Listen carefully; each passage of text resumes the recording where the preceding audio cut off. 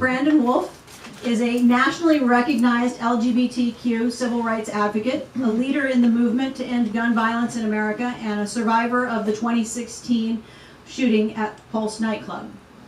He frequents national news and commentary networks, including MSNBC, CNN, Black News Channel, and is featured on CNN Digital, Newsweek, USA Today, and others. He's been recognized as one of Huffington Post's 30 LGBTQ Influencers Under 30 and on the Business Equality magazine's 40 LGBTQ Leaders Under 40. He's a co-founder and vice president of the Drew Project, a nonprofit that empowers LGBTQ safe spaces in schools, and is the press secretary for Equality Florida, our state's largest LGBTQ civil rights organization. This is his first event with the CFFC, so please join me in welcoming Brandon Wolfe.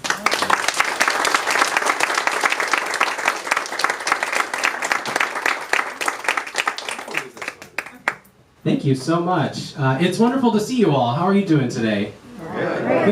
Good. Thank you so much to Kelly and David and everyone for inviting me. It's a pleasure to be with you again. My name is Brandon Wolfe. My pronouns are he, him. I'm sorry I didn't wear my name tag. I should have thought about that, but hopefully you'll remember Brandon Wolfe. There's only one of me in the room.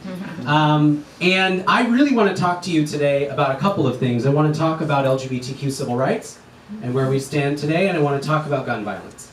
But before I do that, I think that I've got to give you a little flavor as to how I got here in the first place. Because the truth is that I didn't have grand dreams of being here in moments like this, talking about issues like these.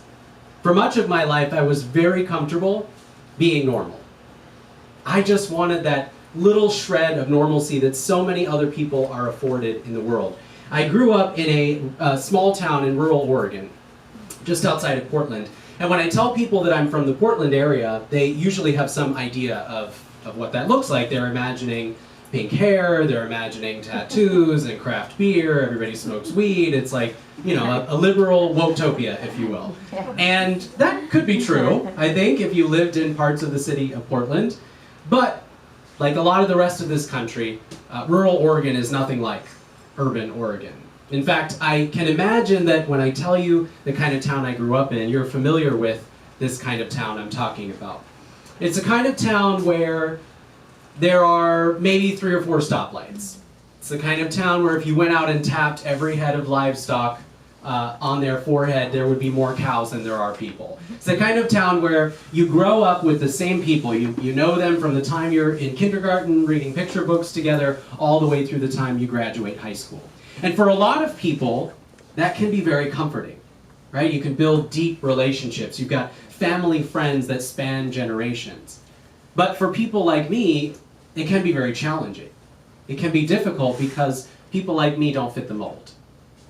I was never the same as everyone around me, all the way down till I was yay high. In fact, when I graduated high school, there were 2,000 students in my school, and of those 2,000, 11 of us were black. And even fewer than that were out as LGBTQ. So my childhood was just me struggling to find a place to belong in all of that. I did all the things that people told me I was supposed to do. I got a 4.0 GPA, I took all the AP and extracurriculars you could take. I tried to get as many college credits before I graduated as possible. I was student body president. I was in every club imaginable. I did after-school activities and sports and held a part-time job all the way through high school. I did all of those things because I thought maybe if I just worked a little harder than everybody else, then I would belong. Maybe if I just fought a little more for my place in that community, that I would assimilate. And I think deep down, I believed that if I banked enough brownie points, that when I finally came out and told everybody exactly who I was, that they would forgive me for it. Unfortunately, that's not the way the world works. We can work as hard as we want to, but there are still those systems and structures in place that isolate us from those around us. When I was a kid, the adults that I loved and trusted the most would often tell me that the world was simply never going to be ready for someone like me. That I was always going to have to find a way to squeeze myself into my assigned boxes on a census form. That I was always going to have to mute the parts of my identity that were uncomfortable for the people around me. The world's just not going to be ready for someone like you. And so when I got the opportunity to go off to college, I thought, this is when you finally break free of all of that. If there's a place to belong, it's probably in college. Well, the hard part about that, as some of you I'm sure know, is that when you go to college, a state school, just a few hours down the road from where you went to high school, it doesn't look a lot different. It doesn't feel a lot different. For me, college was like high school extended. It was the same kids that were shooting spitwads in the back of my English class in high school were now sitting next to me in English Literature 201. And so I still struggled. I tried to do all these things to be a part of this community around me, and it just didn't work. I still was not fitting in. I had a part-time job at Starbucks back then, and I was sitting in the back room of my store one day. I was eating a sort of moldy bagel because I couldn't afford to put anything else in the refrigerator at home, and thinking about my life, wondering what on earth my path was going to be. My shift supervisor came in, and she was holding a school newspaper, and she put it in my hand, and she said, "I thought of you when I saw this." And I thought, oh my God, who went to jail? But that wasn't it. There on the page was an ad. It said, "Help Wanted, Disney." And I thought, now if there is a place for a gay man like me, it's probably that. And so I sent a quick message to my grandmother, and I said, I think I want to try something really different. She flew me to San Francisco for an audition for Disney. I got a call a few weeks later that I would be moving to Orlando. So I told my parents. They came to have lunch with me at school one day, and I said, guess what? I'm packing 2 suitcases and I'm moving to Orlando, Florida. And as you can imagine, my dad was quite shocked. He said, have you ever been to Orlando, Florida before? I said, well, no, but it seems nice. Palm trees. Maybe there's somewhere for me there. So I did. I did one of the most adventurous things I've ever done in my life. I packed 2 suitcases and I moved 3,500 miles away from home with no friends, no family, just ambition.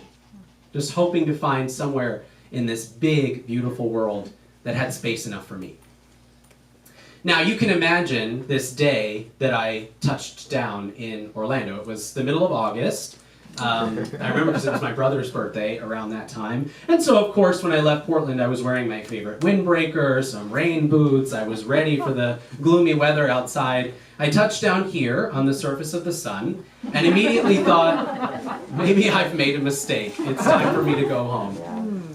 And while I wanted to run away at first because it was so hot and humid outside, and I do not appreciate alligators as much as I think others do, I also began to feel that sense of belonging that I had been struggling so much with. For the first time in my life, I saw a world that kind of looked like me. I saw a world that possibly loved like me too. There were these incredibly diverse human beings around me that I had simply never imagined possible before. And I became enraptured with all of it. I started trying new foods, learning new languages, experiencing new cultures. I just wanted to be a sponge for all of it because so many people had told me that the world was never going to be ready for someone like me. And yet, here it was, a world full of people just like me. And so I found safety in that. I found safety in my new roommates who taught me to make dishes that I probably can't pronounce today. I found it in safe spaces. And I know that the term safe space has sort of been perverted over time, largely by right-wing trolls on Twitter, right? They say, oh, if you need a safe space, you're probably not tough enough to handle the world as it is. But the truth is that safe spaces, especially for people like me, for queer people of color, are lifelines. They're the shelters we carve out for one another, to shield us from a world that threatens violence against us every single time we walk out the door.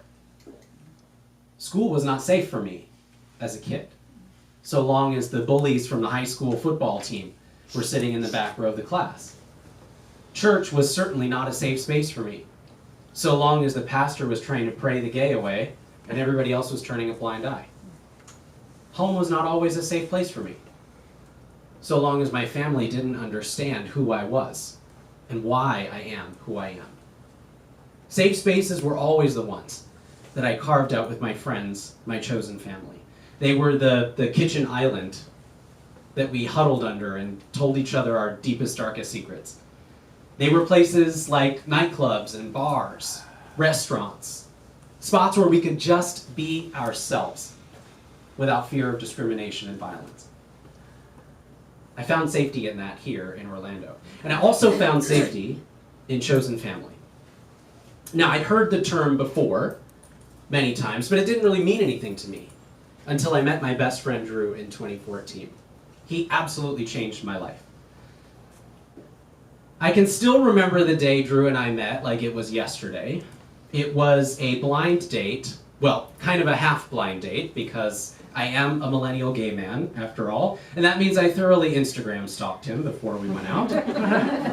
I picked which photo I would use as his contact picture. I picked out names for our children. I decided who would take whose last name. I was convinced that this man was my future husband. And in my scrolling endlessly, I found that we had a mutual friend that was liking all of his photos too, and I thought, okay, you've been adventurous before.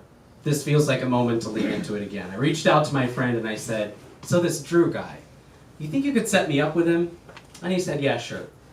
So we get to date day. Drew and I had been communicating via Instagram for some time, and you should know that I am very inherently an introverted person. So it takes me a lot to work up to one-on-one date-like situations. Small talk makes my hands clammy.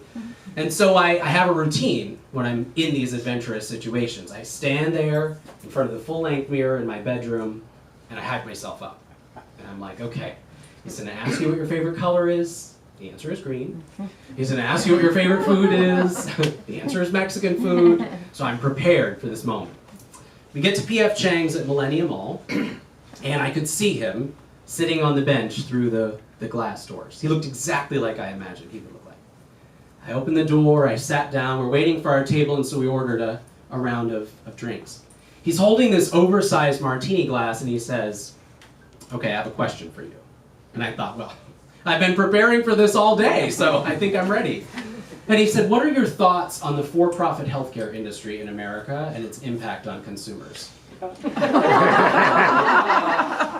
I thought, I thought I was going to say green, but that doesn't sound like the right answer anymore. But I had a few drinks of my liquid courage, and so we had a conversation about my thoughts on for-profit healthcare. I said, why do you ask? And he said, well, I work for a health insurance company, so I just wanted to know how this date would go. But a question that seems funny today, at the time was awe-inspiring to me, because no one had ever asked me that before. No one had ever asked me why I believe the way I believe, and much less, no one had asked me that on a first date. Here was this person in front of me, an out, proud, queer man, half Japanese, half Finnish, who was asking deep intellectual questions about why I believe the things I believe in the world. And so that one question turned into an entire night of us talking about why we believe the way we believe. Asking questions about politics and love and family. And you know what I noticed? Throughout our entire conversation, he never once looked over his shoulder to see if the people in the booth behind us had figured out that we were two guys on a date. He never once lowered his voice or stiffened his wrist to try to avoid being detected by other people in that restaurant. He didn't care. He was so proud to be himself. And for me, that was shocking. Stunning, because I'd never met anyone like that before. So effortless in the world. So proud of who he was that he refused to mute any piece of it for anyone else. I regret to inform you we did not get married, we did not have children, but we did become best friends right away. And it's because I wanted to be in Drew's orbit. I wanted to understand why he was the way he was. I wanted to understand how he could move through the world so powerfully, never questioning who he was. In 2015, he met his partner, Juan, and keep in mind, by this time, I'm now the dutiful, skeptical best friend, so I have responsibilities when he meets someone he's interested in. I'm supposed to put them through the ringer to make sure that they're good enough for my best friend, and I did that. I did all the things I was supposed to do. I gave him the wrong address to a restaurant once, just to see if he would show up. I cornered him in a bar one time to grill him to make sure that he wouldn't break my best friend's heart. I did everything I could to try to scare him off. And he just stood there smiling at me. Proud, optimistic, unfazed. And I realized, although I was being skeptical, as I should have been, they were the same person.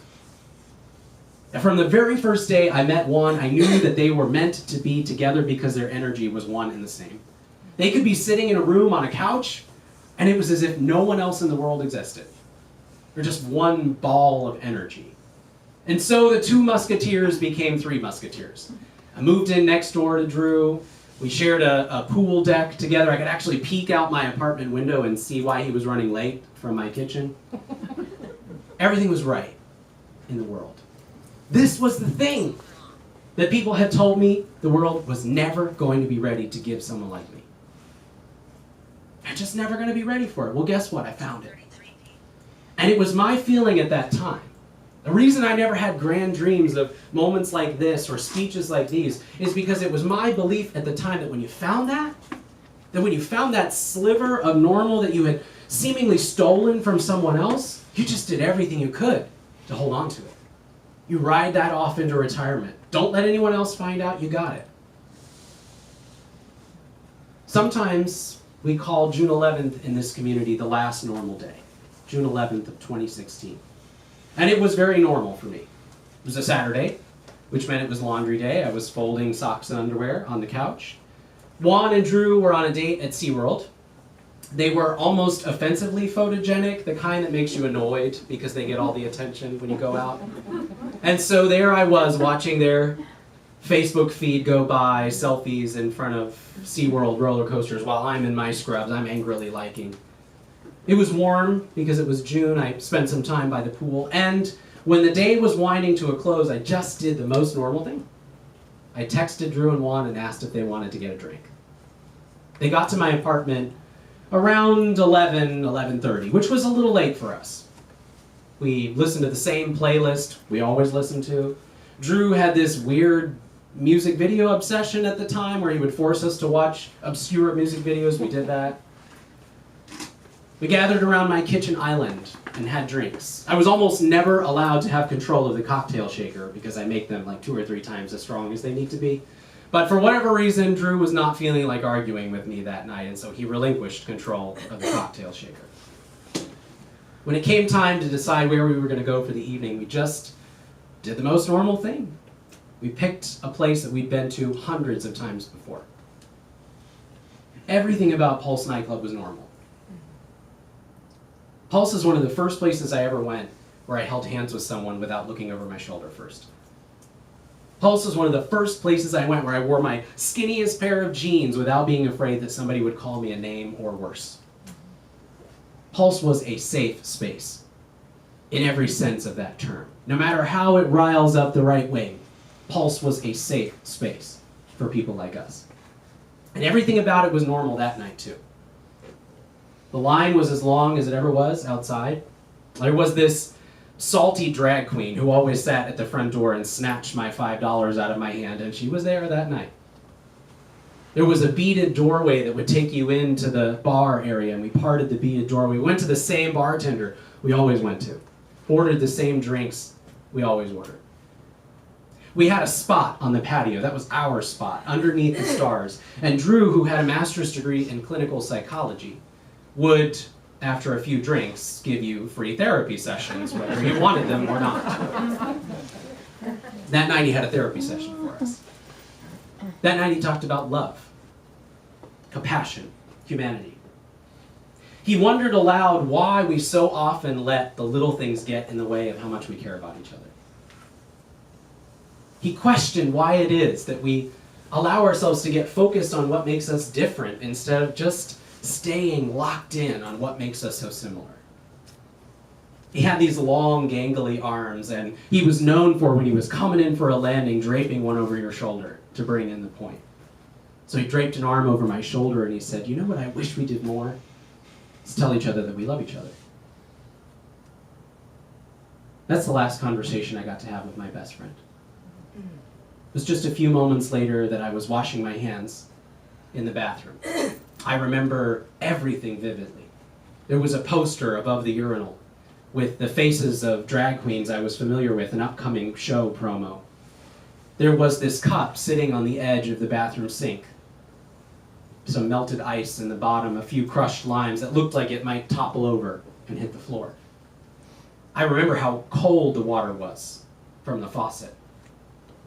And I remember the sound of gunshots. I remember the hair standing up on the back of my neck, the panic washing over me. I remember this dozen people that I'd never seen before rushing into the bathroom like they'd seen the purest form of evil. I remember a huddle against one of the walls, a debate about whether or not we should run or hide. I remember the girl behind me was shaking so violently, trying to hold in her screams so we wouldn't be found, and I could feel her vibrating against the floor. I remember the decision that we would make a break for it, locking arms with this dozen people who I probably wouldn't recognize today, and sprinting for an exit. I remember moving through the bar, left foot and right foot. It was full of fog machine smoke, the smell of blood and gunfire stinging the inside of my nose. I remember telling myself not to look left into the dance floor because whatever I saw in there, I was never going to be able to forget.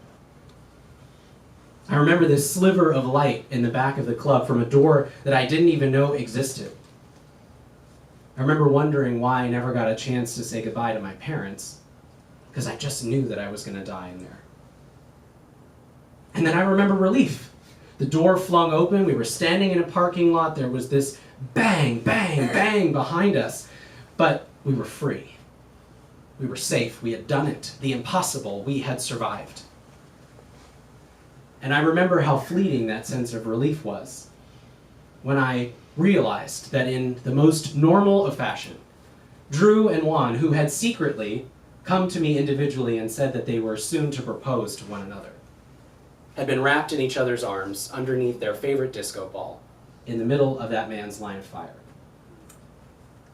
On June 12th of 2016, you know it well. This community was shattered by gun violence. A man filled with hate and armed with a weapon of war charged in the front door of one of the safest spaces I knew and unloaded over 110 rounds into the dark club. 19 of those rounds struck and killed Drew and Juan. I didn't know that heartbreak was a real sentiment until then. I thought it was just a cliche. For movies, a hyperbole, an exaggeration. For the first time, I thought that the pain of losing my chosen family, my brothers, might kill me. I share that story because, in part, I want to illustrate why Pulse mattered in the first place, and what it matters to us today. I contend that Pulse resonates with people, especially in the LGBTQ community, not just because of the horrific loss of life. That is, of course, at the core of it. But I contend that people are heartbroken by what happened at Pulse, that they're enraged in part because of what it represented. A stripping of safety, an invasion of our space, the consequences of armed, of militarized hatred. And I also share it with you because I think our current situation in this country feels ominous to me. Feels like a kind of hatred that I've seen before, up close. We are in the midst of a national assault on LGBTQ people, on marginalized communities, and on our very democracy itself. It's everywhere. I know that Florida has been in the center of those conversations for some time, but the truth is, it's like a cancer that's crisscrossing across the nation.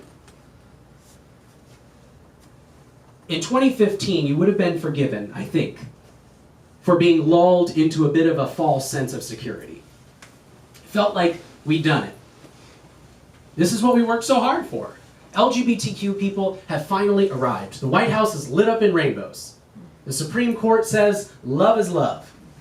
Marriage equality is the law of the land. feels like we're finally making progress. A significant portion of the American public has changed their minds about LGBTQ people. And so you would be forgiven if you exhaled for a moment and thought, maybe we finally turned the corner. But Pulse was a harbinger of something else. That while we may have been right to celebrate marriage equality and all the progress that we were making, opponents to equality didn't just shake our hands and say good game and move on to their next target. They went back to the drawing board. They started to ask the question, how do we unravel the progress that they have made? How do we peel back the civil liberties that they fought so hard for? And they knew the way to do that was to begin by dividing and conquering. That if they were going to peel back all of the things that we fought so hard for, they were going to have to find one wedge in the community, isolate it, and use it as a political lightning rod. People had become comfortable with the idea that maybe someone in their family or their doctor or their neighbor might be gay, bisexual, or lesbian. They'd become somewhat comfortable with the idea that they might see a same-sex couple walking down the street. And at the very least, they understood that saying something overtly homophobic to them would result in consequences from the rest of the community. And so opponents to equality said, if we're going to win this fight, we're going to have to take it to transgender people specifically. For the last several years, we have seen an unprecedented war on the basic rights of transgender people in this country. And make no mistake, it has a purpose. Beyond just dehumanizing transgender people to strip them of their basic dignity and respect, it also is intended to fuel the right-wing extremist agenda of control over other people. Because at its core, the fight for transgender liberation, the fight for transgender people to have power and control over their own bodies, is a fight for sexual autonomy. It is a fight for our bodies to be free of government intrusion. That's at the core of the fight for transgender civil rights. And so we've seen it sweeping the country. It was first trying to limit access to bathrooms. Who can pee where and when, dictated by the government. It was a fight over sports.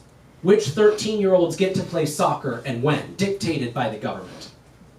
It's a fight over health care. Who gets to access which hormones, which mental health professionals, which surgical interventions, and when, dictated by the government. And that has now exploded into an all-out assault on education as well. I said that Florida has been in the center of all of it, and so you may or may not be familiar with Governor Ron DeSantis' prized agenda piece, the Don't Say Gay law.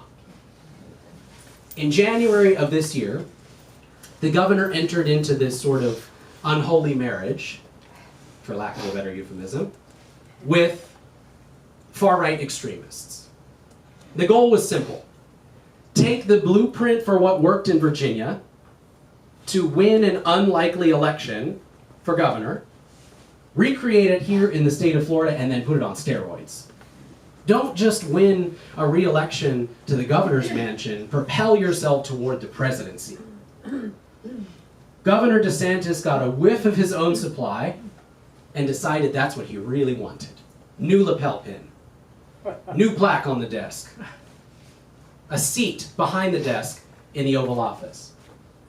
And so, he sat down with these right-wing extremists and said, how do we do it? What is necessary to juice my base voters enough to get them to turn out?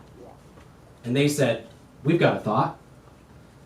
What if you weaponize this battle over education and you marry it with the battle against transgender people? If you can convince people that there is a shadowy ism out there that is threatening to indoctrinate their children, they'll give up any civil liberty to help you fight it. And so, Don't Say Gay was birthed. A bill that from its very inception has always been about erasing LGBTQ people from classrooms.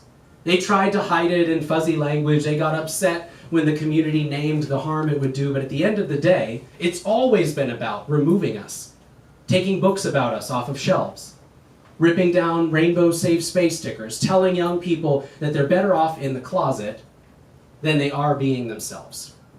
That has always been the intent of House Bill 1557. It was fast-tracked through the legislature and signed into law. It took effect on July 1st. But before that ever happened, we already saw those chilling effects. Palm Beach County Schools has been banning books about LGBTQ characters, working around their material review process. Orange County Schools sent administrators and educators to a camp legal conference where it's reported they were told that they should take down family photos, and if asked about their same-sex partner, avoid the conversation at all costs. We've even got policies like what's happening in Leon County, where they have instructed educators that if an LGBTQ student, and very specifically a transgender student, requests an accommodation around bathroom access, locker room access, or an overnight field trip, that every single parent, every single family in that class is to be notified, forcibly outing LGBTQ students to the rest of their communities. This has never been about a bathroom. It's never been about a soccer team. It's always been about an agenda of control over people's bodies, control over people's humanity, in furtherance to a handful of politicians' ambitions. And so Equality Florida, which is an organization I'm proud to work for, has been hard at work fighting back. And I'm excited to talk to you more about that. Just a few things that we're working on. Number one, as soon as the bill was signed into law the very next day, we joined our partners at the National Center for Lesbian Rights in suing the state of Florida to challenge that unconstitutional law.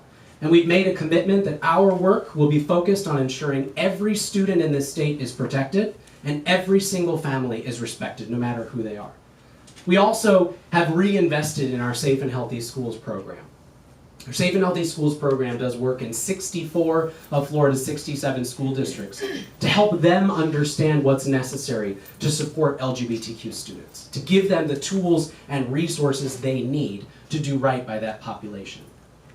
The numbers around mental health for queer kids should be staggering to us. They should make us stop in our tracks.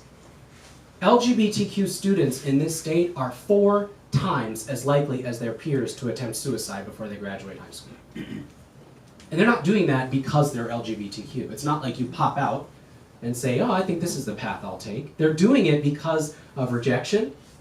They're doing it because of bullying and discrimination. And the way to fight back is to create inclusive environments for them. To tell them that they're perfect exactly as they are, that they're loved exactly as they are.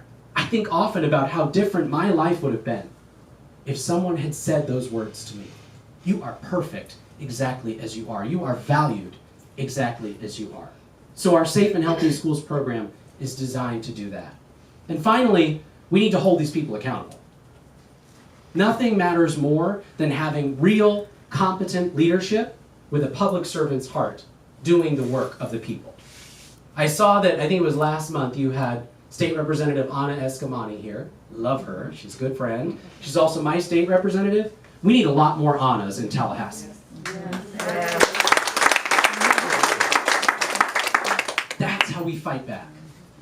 We change hearts and minds by giving young people the right resources and environments they need, and we change policies to stop right-wing extremists from taking our state hostage.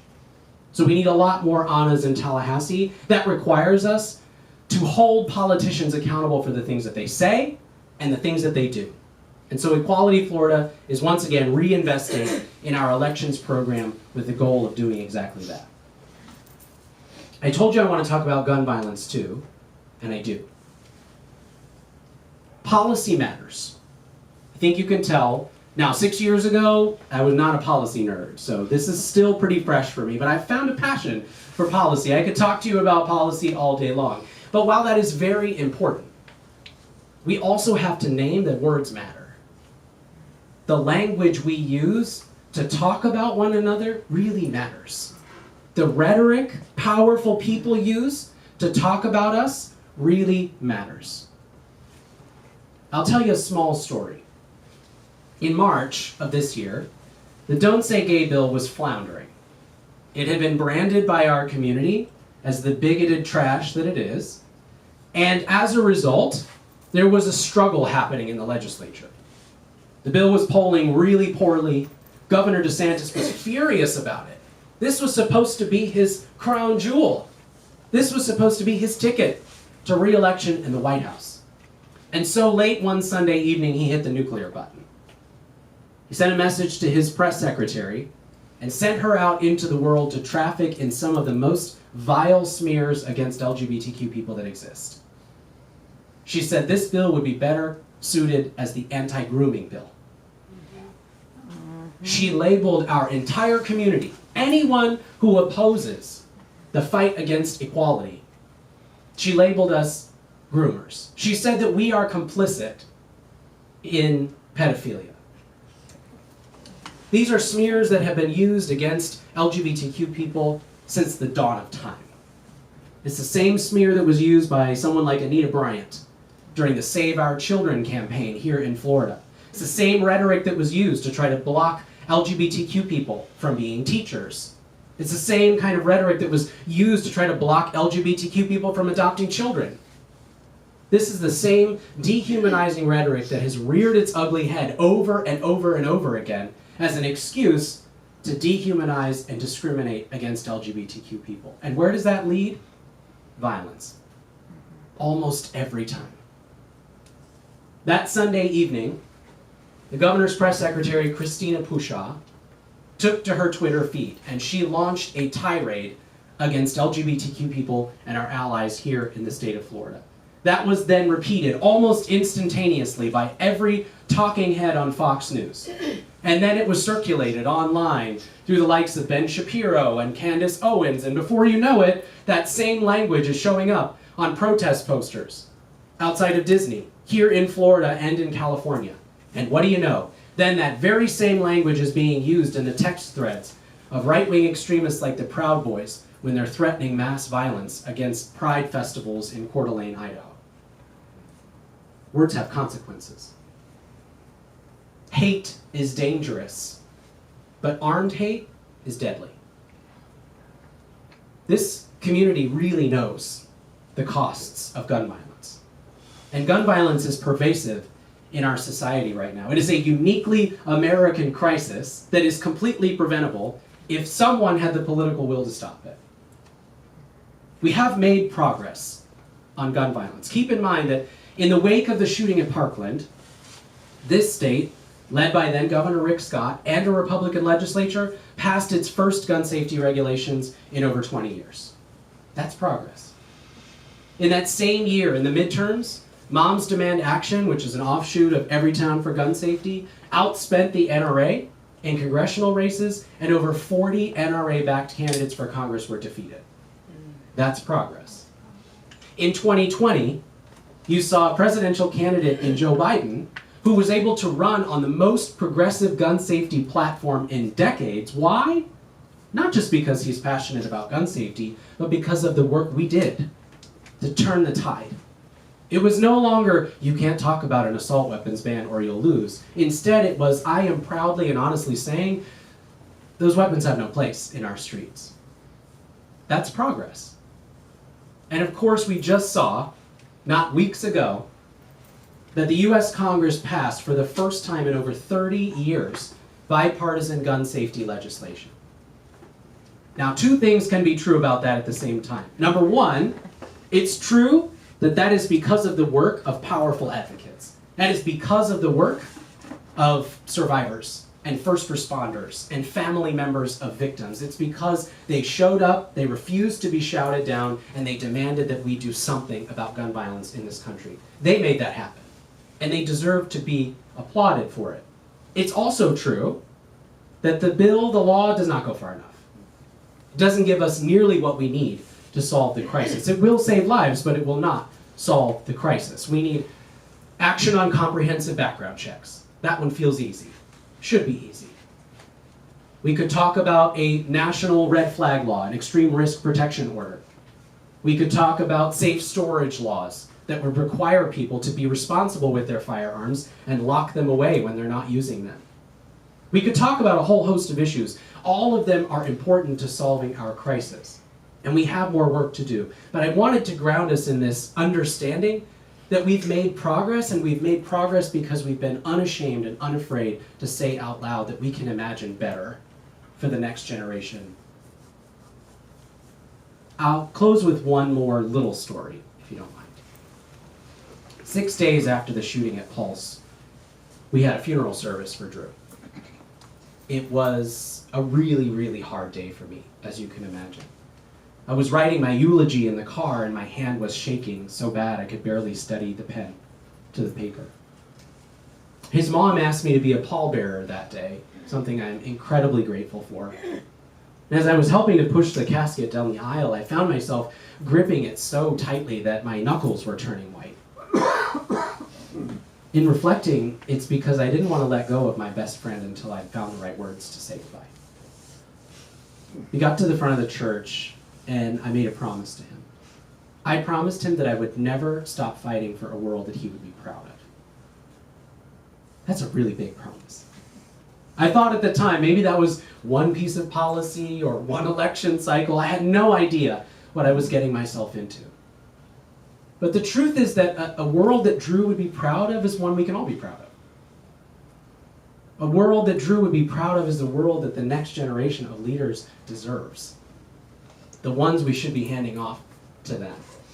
And it's also a promise that requires all of us.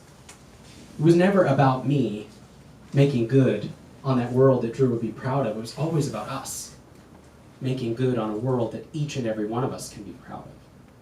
Our work requires us to stand tall right now. It can feel incredibly overwhelming in this moment. I know that it can feel hopeless at times. But despair and apathy are allies to the status quo. They are fuel for systems of oppression. They are necessary for hate and bigotry and violence to thrive in our society. And our way of fighting back is exactly what you saw on the screen earlier. It's registering to vote. It's dragging our I'm not political friends out to vote. It's using our dollars wisely, only investing in businesses who are investing back in us. And it's standing with one another, refusing to accept hatred and ignorance, creating safe spaces for those who need it most, just like Drew did for me. So I'm very grateful to be here today. Thank you for inviting me, and I hope we have some time for some questions.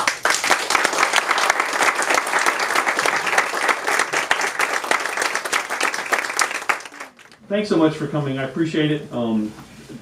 Extremely important nonprofit Equality Florida. I brought out my Equality Florida shirt. I hope all of you will take some time and look up that organization when we get done today and talk to Brandon if he's kind enough to be able to stay behind and speak to you one-on-one. Dan, you got the first question. With your experience, I was wondering what your take is on the threat of wokeism, it not being, in my estimation, the biggest threat, but is it a real threat? Thank you for the question. I always try to ask people, what do they mean by that? Woke. If by woke you mean we learn to treat people with dignity and respect, if by woke you mean we learn to imagine a future that is multiracial, multi-generational, has room for everyone, if by woke you mean that we learn the honest truth about who we've been to avoid repeating those mistakes in the future, then I'm woke as hell. Yeah. Because,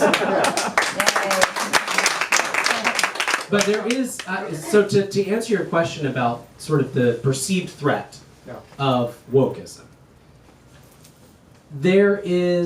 there are a couple of things I think that are at play. And I said it reminds me of my dad, because my dad and I have had these conversations before. My dad is very conservative, voted for Trump at least once, if not twice. We didn't really talk about the second time, because it was tense. It was a tense conversation. And I know him to be a kind person. I know him to be caring at heart, and I also know he's afraid. I know that he is deeply afraid of a world he doesn't recognize.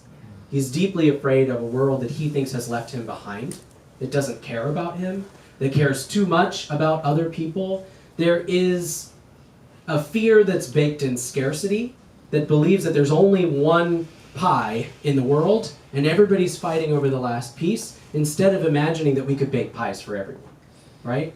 That's at the core of the scare tactics around woke. It's not about, woke has become the word for a world full of people you don't recognize and don't value you and don't appreciate you. I think we challenge that, this perceived threat of wokeism. I think we challenge that by connecting with one another face to face in our humanity, right? Part of the strategy that people like Governor DeSantis employ is they take whole groups of people that we know, our neighbors, our families, our friends, and they group them together and cloak them in an ism. It's not transgender people anymore, it's transgenderism. It's, not woke people anymore, it's wokeism. And by creating this shadowy ism, this cabal of people that all have one sinister motive, they can dehumanize them. They can degrade them. It's easy for you to think you are us versus them when the them is shadowy and nondescript. And again, I think the way we break through that is by connecting one-on-one. Me challenging someone to say, when you say woke, what do you mean? Do you mean me living my authentic truth? Do you mean me having the ability to marry the person I love? Is that woke? Do you mean me understanding where my family came from? How they got here? And how we avoid putting people in those same situations in the future? Is that woke? I think that's how we begin to challenge that. But in terms of the perceived threat, for me, if I'm understanding woke correctly, I don't see that as a threat at all. I see it as an opportunity for us to expand our knowledge, to understand each other better, and to create a brighter future for the next generation. Thanks for that. Wow, man, you're so great at what you do. Thank you. They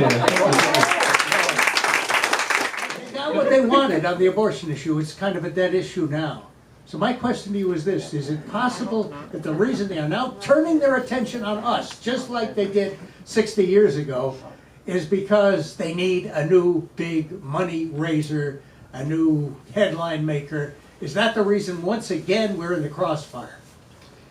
Thank you. It's a great question. I want to just take issue with one thing. I don't think the abortion issue is dead. I think people are pissed. Now, they did notch a momentary win, right? They got what they were looking for. That's in large part why evangelicals were so obsessed with electing Donald Trump, was so that they would have an opportunity to hijack the Supreme Court of the United States, and they got a win out of that. But I sense that we're not nearly done having that conversation. I'm incredibly inspired, especially by young advocates and activists who are refusing to let that be who we are in the future. So I say stay tuned for that. We're in the Empire Strikes Back. There's a Return of the Jedi. Your question is a good one about this marriage between the Republican Party, Republican leadership, and evangelical Christian nationalists. And I think first of all, it's complicated. I'm still pretty new to this work, and so I think there are people out there who probably have their doctorate in studying this and have a better sense of how it came to be and why they're intertwined, but this is my sense. There is something very natural about the fit between Republican politicians like DeSantis, who have no popular policy ideas at all, and the desperate desire for control that comes through Christian nationalism, right? They are authoritarian in nature. That is the design of both entities, and so there's a very natural fit there. And I also think that if you don't have policies worth running on, if you're no longer talking about tax policy and you're not having, heated arguments about like fiscal and economic policy, you have to find something else to talk about. You have to find something else to inspire people to vote for you. And fear is an incredibly powerful motivator to do that. And so the Republican Party, with their new friends, the Christian nationalists, have joined forces to dig at those fears in society. They have understood the undercurrent that's been running underneath progress for a long time. That there is a deep fear of a world that people don't recognize, of one that doesn't fit in their pre-prescribed boxes of morality. And as a result, the Republican Party has decided to traffic in those same fears to win election cycles. I have said it over and over again, and I'll keep saying it. Governor DeSantis doesn't care about Christian nationalists. He doesn't care about the mental or physical health outcomes of trans kids. He doesn't care about educational outcomes in the state of Florida. He wants to be president. Yeah. And so he is willing to do anything and everything to get there. That is his singular focus. And he will join forces with the folks who are going to deliver on that. Donald Trump was not the beginning of the problem. He was a symptom of the fact that we had reached a terminal stage of cancer, right? He trafficked in overt bigotry and ignorance in a way that gave people license to say the things they were thinking out loud. And now you have a whole host of Republican politicians who are tapped into that vein. That in order to propel them to the next place in their political futures, they're tapping into those dark undercurrents of ignorance and bigotry and fear. So to get to your question about why are they targeting LGBTQ people, number one, because we challenge the structures that exist, the structures of power that exist. We challenge patriarchy. We challenge white supremacy simply by existing out of the confines. Somebody tells you you've got to wear the degree that says men on it or the degree that says women on it. The moment you don't choose that, you've broken free of the power structure. Somebody says you're supposed to wear a dress if you're this person, or a suit if you're that person. When you break free of that, you're now outside the confines of the power structure. So our very existence doesn't fit the mold. And for that reason, we become an easy target. People are afraid of that. They're uncomfortable with it. That's why transgender people find themselves squarely in the crosshairs every single time. And the second part of it is that this agenda of control has to have someone to control, right? It has to have a boogeyman all the time. And LGBTQ people right now are among the many boogeymen that are out there. I told you about the shadowy isms. We're an ism. Something that doesn't quite fit, something that people are uncomfortable with or afraid of, that can be weaponized to help win election cycles down the road. One of the things that I noticed is that Republicans are very eager to coalesce around a deeply flawed in every way as long as they can. And the Democrats are always looking for the ideal, like really shooting for this thing. So politically speaking, that seems to always get in the way of Democrats. So is there some lesson you have for the Democrats here to pick, someone not necessarily ideal, but actually who can get your agenda taken care of?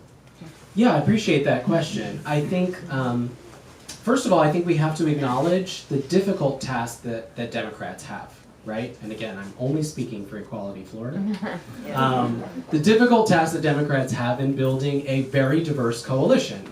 It is much harder to bring people together from different diverse backgrounds than it is to galvanize people around the status quo. That is just naturally more difficult to do, right? It's much easier to tell people you want to turn the country back to 1950 than it is to envision what 2050 will look like, right? And so in that way, I think Democrats start at a potential disadvantage if they see it that way, but also have an incredible opportunity because that's where the magic is, right? The magic is in if we can figure out what that future looks like, if we can figure out how to craft a truly multiracial, multi-generational, diverse democracy, we could be a roadmap or a blueprint for nations across the world. We could chart an entirely new future for this country that's built on our diversity, that's built on the beautiful, rich tapestry that is the United States of America. But it's hard, right? So that is something I think we have to acknowledge first.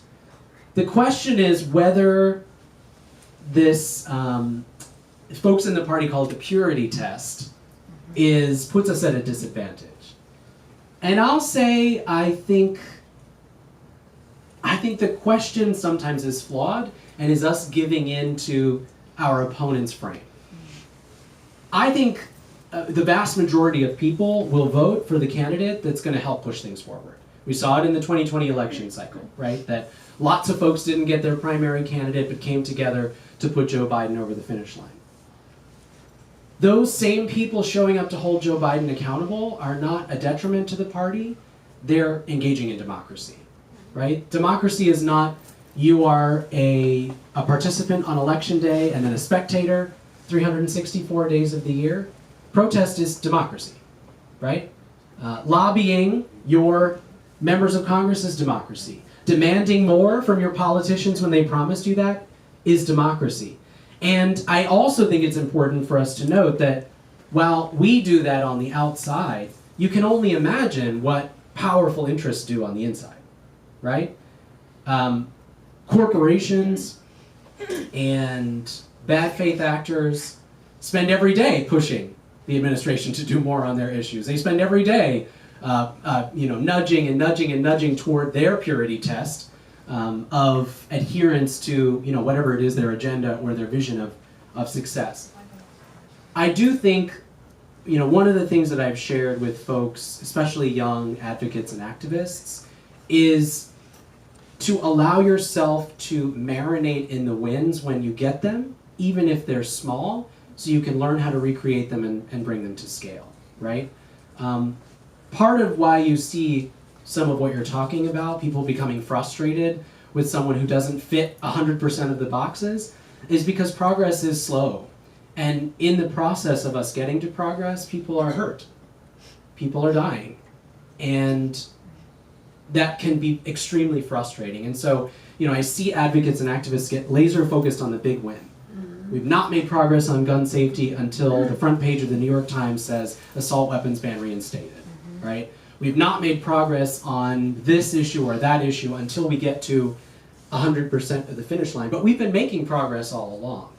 And so again, my encouragement to advocates, activists in the party, and especially young ones, is you've got to be able to see the progress that we're making along the way, to celebrate it because you worked really hard for it, and then to understand how you achieved it so you can bring it to scale. I think if we do that, if we encourage one another to do that, if we take the moment that I did earlier and talk about gun violence, for instance, and set marker points and say, actually, we made progress in 2018, we made progress in 2020, we're making progress in 2022. If we allow for those moments, we begin to break down what you're talking about, which is people becoming frustrated by seeming stagnation. I also think the media makes that worse because it's constantly this binary, right? It's either you're winning or you're losing. You've got all of it or you've got none of it.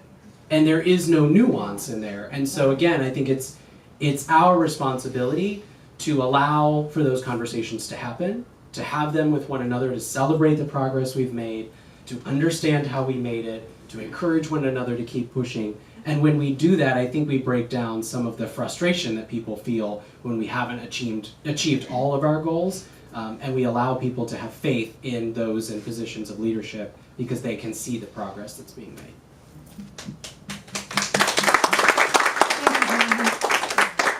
Do you have any final words before we close out for the day? I feel like that was a summation, but I just want to give you that opportunity.